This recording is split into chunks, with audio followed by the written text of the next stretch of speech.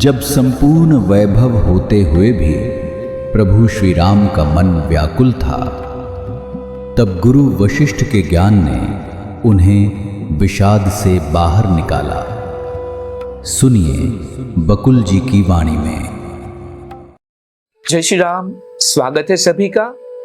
कल बहुत ही गहन विषय के बारे में चर्चा हुई थी और ये चर्चा थी कि प्राणायाम, प्राण, वायु के रूप, अपान, प्राण वगैरह, और उनको कैसे जो टेक्निक है, जो तकनीक है, उसको कैसे उपयोग में लाके हम परम स्थिति को प्राप्त करते हैं।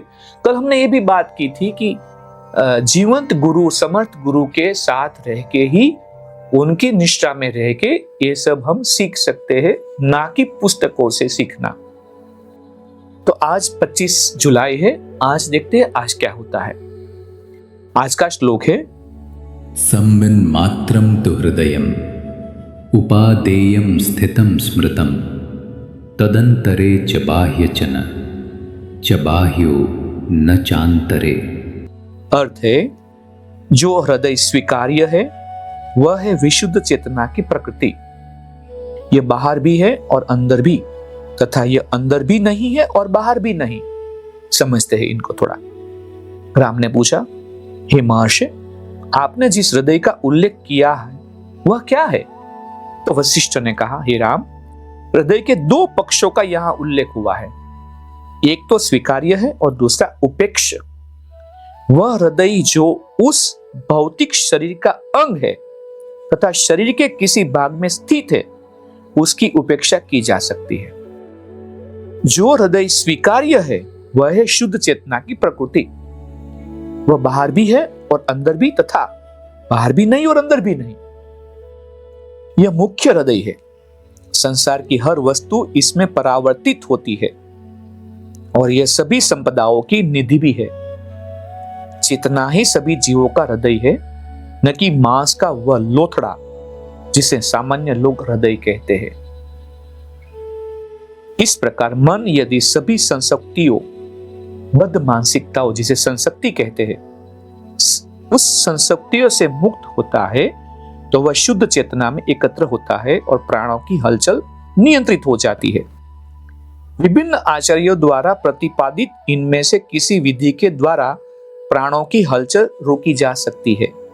यदि जोर या जबरदस्ती का प्रयोग ना हो तो योग की ये विधियां अभिषिप्त परिणाम उत्पन्न करती है।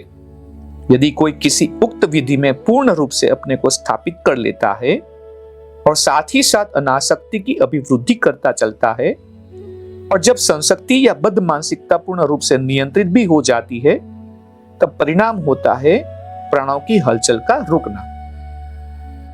अभ्यास में अपना ध्यान भौं के मध्य, तालू में, नाक की नोक पर या सिर के शिखर पर टिकाया जाता है और इस प्रकार प्राण नियंत्रित हो जाते हैं। इस प्रकार यदि जिह्वा के अग्रभाग को घंटी यानी कौवे से स्पर्श कराया जाए, तब भी प्राण नियंत्रित होते हैं। वैसे ये सभी प्रयास ध्यान बटाने वाले प्रतीत होते हैं, परंतु इनके नियमित अभ्यास से ध्यान बटाने की धारणा दूर हो जाती है। ऐसे ही नियमित अभ्यास से व्यक्ति दुखों से छुटकारा पाता है और आत्मा के आनंद को प्राप्त करता है। अतः योग का अभ्यास करना चाहिए। जब अभ्यास से प्राणों की हलचल नियंत्रित हो जाए, तब मोक्ष या निर्वाण ही शेष रहता है। उसी में सब कुछ है, वही सब कुछ है, वही सर्वत्र है। इसमें यह दृश्य संसार नहीं, न वह इससे है, न दृश्य संसार ही उस जैसा है। जो उसमें पूरी तरह स्थापित हो चुका है, वह जीवित अवस्था में ही मुक्त है। योग के अभ्यास से जिसका मन शांति में स्थापित हो चुका है, उसे सत्य के संबंध में सही ज्ञान होता है। परमात्मा का न आदि है और न अंत, और ये असंख्य पदार्थ भी आत्मा के अतिरिक्त कुछ और नहीं। सही ज्ञान यही है। गलत दृष्टिकोण या ज्ञान पुनर्जन्म कराता है और सही दृष्टिकोण या ज्ञान पुनर्जन्म से छुटकारा दिलाता है। इसमें कर्ता और कर्म का भेद अर्थात ज्ञाता और ज्ञेय का भेद नहीं होता। भेद तो अज्ञान होता है। जब यह बात सीधे समझ में आ जाती है तो न बंधन रहता है और ना मोक्ष ही। जब संत महात्मा अपनी आत्मा में विश्राम करते हैं और उनकी बुद्धि दृढ़ता पूर्वक अंतरात्मा में स्थापित होती है, तब संसार का कौन सुख ऐसा होगा जो उन्हें बांध सके। आज यहां पे विराम लेते हैं, देखते कल क्या होता है। जय श्री राम। इस ज्ञान यात्रा में हमारे साथ बने रहने के लिए चैनल को सब्सक्राइब करें और बेल आइकॉन दबाएं।